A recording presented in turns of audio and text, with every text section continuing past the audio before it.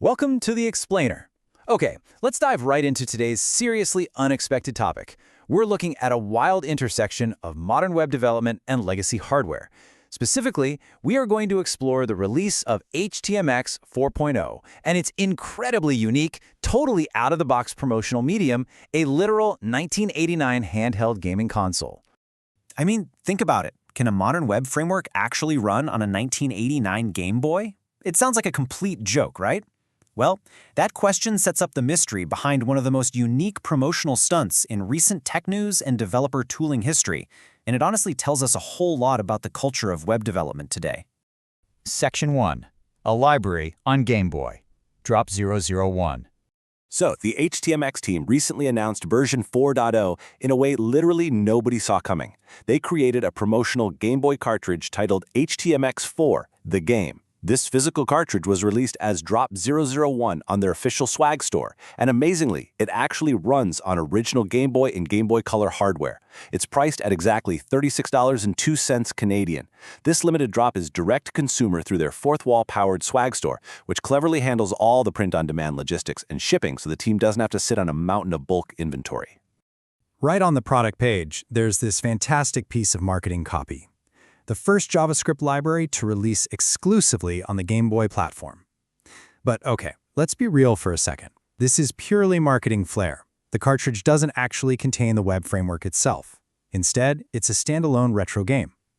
The actual library distribution for Htmx 4.0 still follows standard open source channels online. You definitely have to separate the promotional mechanic here from the actual framework release pipeline. Moving on to Section 2. Gameplay and source code, unlocking Htmx 4.0. So since it's a standalone game, what exactly are players doing with this chunky piece of retro plastic? What's really hilarious about this is how the game mechanics serve as a literal metaphor for modern web development struggles. You're tasked with navigating through 4 distinct levels of gameplay where you have to collect pickles, all while dodging what the game simply calls slop. The main objective? To squish client-side JavaScript down to size, and it all culminates in this epic boss fight against a character named Warren inside a slop factory. It is an absolutely fantastic commentary on squashing bloated code.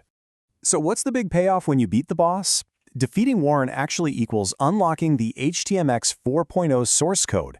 It's a conditional reward triggered right there by completing the gameplay. You literally have to earn your right to view the code in-game. Though again, as we mentioned, you can still just grab the code through standard digital channels. This is just a way more entertaining way to access it. Section 3. The philosophy of retro. Legacy silicon versus modern SBAs. You might be wondering, why go through the massive effort of building a game for a 35-year-old console? Well, releasing on 1989 hardware perfectly mirrors HTMX's core philosophy of extreme engineering pragmatism and resource efficiency.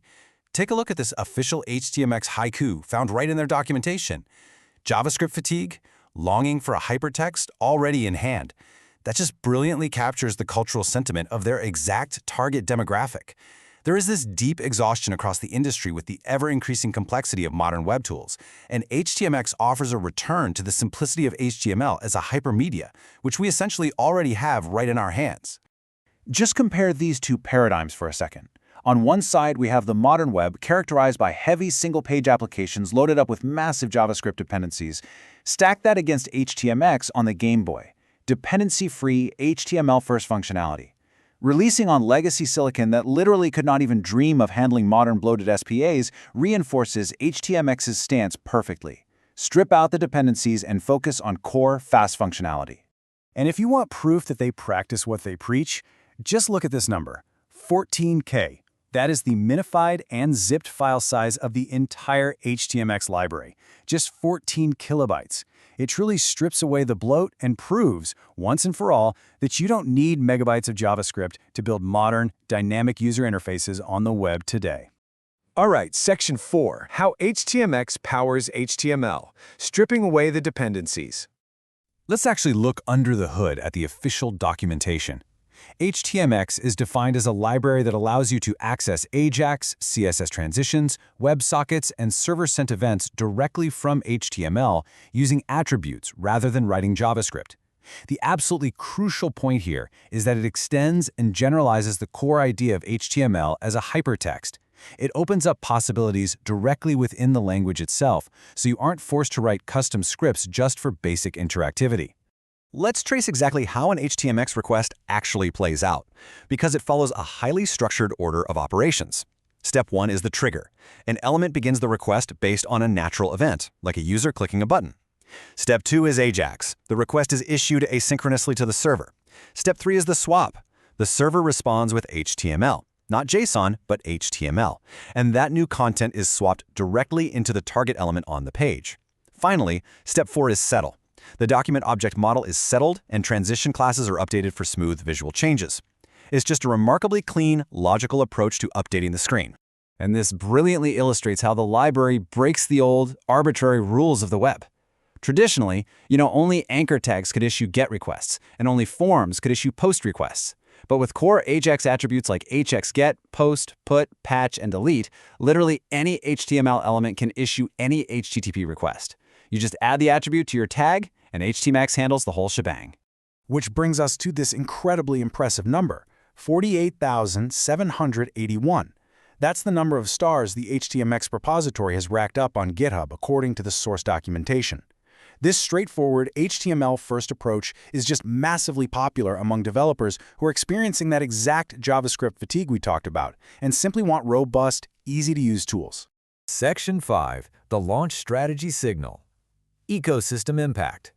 So, let's wrap this up by examining what this totally unconventional physical cartridge launch strategy actually signals for the wider developer ecosystem, particularly in spaces heavily focused on efficient, pragmatic tooling. By releasing a physical cartridge, they completely bypass traditional digital storefronts and those hefty App Store fees.